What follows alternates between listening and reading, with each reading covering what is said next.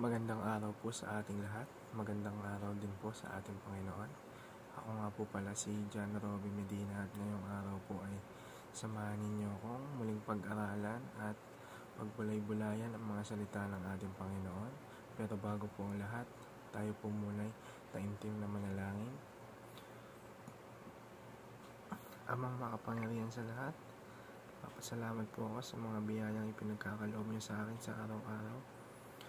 Napapasalamat po ako sa iyo, Lord, sa panibagong araw na binigay mo sa akin upang magpuri at itaas ka, O Lord. Humingi po ako ng kapatawaran sa aking mga nagagawang kasalanan, na may mailayo mo po ako sa lahat ng tukso at kasamaan. Lord, nisin mo po ang aking puso, na may bigyan mo po ako ng busilak na puso. Kayo na po ang manguna sa akin ngayong araw. Pinagkakatiwala ko po sa inyo lahat ng aking mga gagawin ngayong araw. Naway ang kalooban mo po ang siyang masunod. Humingi po ako sa inyo ng gabay, ng sapat na kaalaman at pag-iisip upang mas lalo ko pa pong maunawaan ng iyong mga salita.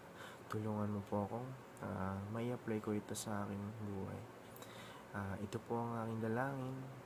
At ang lahat ng ito ay dinadalangin ko sa makapangyarihang pangalan ni Jesus. Amen.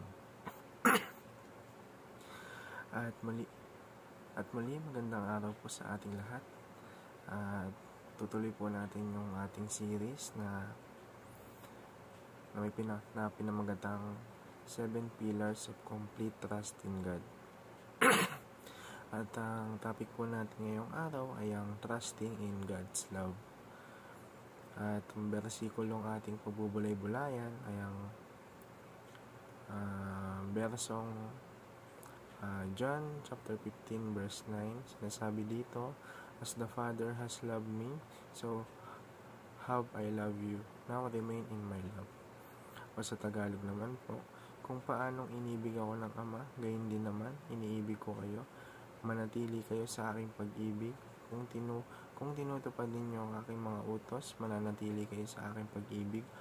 Tulad ko, tinutupad ko ang mga utos ng aking Ama at ako'y nananatili sa kanyang pag-ibig. At pupunta na po tayo sa ating teachings or katuruan ngayong araw.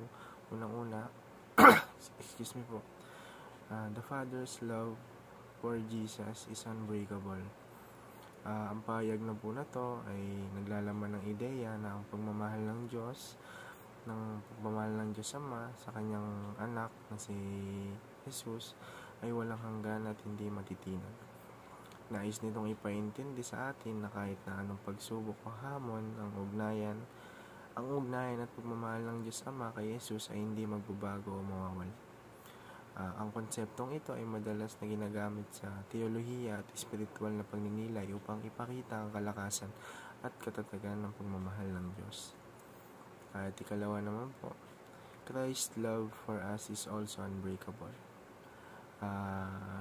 Sabi po sa statement na to, nangangahulugan po to na ang pagmamahal ni Kristo sa atin ay hindi matitinag o magbabago. Gaano man kalalim ang ating mga pagkakasala, mga pagkakamali o maging ang ating kahinaan, nais nitong ipaiwating na kahit anong mangyari, ang pag-ibig ni Kristo sa atin ay laging matatag at walang kondisyon. Ang konseptong ito ay nagbibigay ng kapanatagan sa mga mananampalataya na nagpapakita ng walang kapantay na suporta at pag-aalaga ng Diyos sa kanila o sa atin. At sa huling katuruan naman po natin ngayong araw, we must remain in Christ's love. Napakita po dito na ang kahalagahan ng pananatili sa pagmamahal ni Kristo sa ating buhay. Nangangahulugan po ito na dapat tayo magpatuloy na magtiwala, sumunod at maging konektado sa Kanya. Manampalataya tayo sa Kanya. Ang pananatiling nasa pagmamahal ni Kristo ay napapalakas sa ating espiritual na buhay at nagbibigay sa atin ng gabay, lakas at kapayapaan. Sa madaling salita, ito ay nagsasabi na ang ating relasyon kay Kristo ay dapat na patuloy na buhay at matatag upang maranasan ang tunay na kapakinabangan ng kanyang pagmamahal. Excuse me po. At yun lamang po para sa ating katuruan ngayong araw. Ngayon naman po, pupunta naman po tayo sa ating application. Unang-una, return to Christ love. Ang pahayag na ito ay nagsasabi o naghahayag ng pangangailangan na magbalik tayo sa pagmamahal ni Kristo, lalo na kapag tayo ay nalihis o nakalimot sa kanyang pagmamahal. Ito ay maaaring mga hulugan ng pagpapakumbaba, maging pagsisisi at pag-aayos ng ating relasyon sa ating Diyos. Ang pagbabalik sa pagmamahal ni Kristo ay nagsasaad ng pagnanais na kumonekta uli o mag-reconnect sa Kanya, makaranas muli ng Kanyang pag-aalaga at gabay at muling maglakad ayon sa Kanyang mga utos o sa Kanyang habag.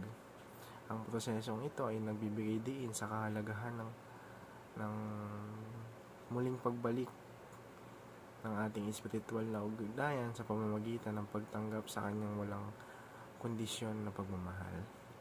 Sa ikalawa naman po, remain in Christ love. Nangangahulugan ito na manatili o magpatuloy tayo sa pag-ibig na ipinakita ni Jesucristo sa atin. Nais nitong ipaliwanag na ang tunay na kaligayahan at kapayapaan ay matatagpuan sa pamamagitan ng pagpapanatili ng koneksyon sa Kanya at pamumuhay ayon sa Kanyang mga turo o sa Kanyang mga salita. Kasama nito ang pagpapakita ng pagmamahal sa kapwa, pagsunod sa Kanyang mga utos at pagbuo ng malalim na relasyon sa Kanya sa pamamagitan ng panalangin at pag-aaral ng banal na kasulatan o pag-aaral ng Biblia. At ang huli naman pong application natin ngayong araw, rely on Christ love. Nangangahulugan ito na magtiwala at umasa tayo sa pagmamahal na ibinibigay ng ating Panginoong Jesucristo. Sa pagsasagawa nito ay pinapakita nito na sa kabila ng mga pagsubok at problema sa buhay, makakahanap tayo ng kapanatagan at lakas sa pag-ibig ni Kristo. Ang pagmamahal ni Kristo ay tapat at hindi nagbabago, kaya maaari tayong umasa na siya ay laging naroroon at palagi natin siyang masusumpungan upang magbigay ng suporta, gabay at kapanatagan. Ang pag-asa sa pagmamahal na ito ay nangangahulugan ding pagkilala na hindi tayo nag-iisa sa ating mga pagsubok at na ang pagmamahal na iyon ay nagbibigay inspirasyon upang magpatawad, magpakita ng malasakit sa iba at mamuhay ng ayon sa mga aral ni Kristo. Sa ganitong paraan, ang pag-asa sa pagmamahal ni Kristo ay hindi lamang nagbibigay lakas sa ating sarili, kundi nagiging daan din upang mas maging magmahal at maawain tayo sa ibang tao. At yun lamang po para sa ating daily devotion na may natutunan po tayong lahat at may apply po natin ito sa ating buhay. Yun lamang po. Maraming salamat po.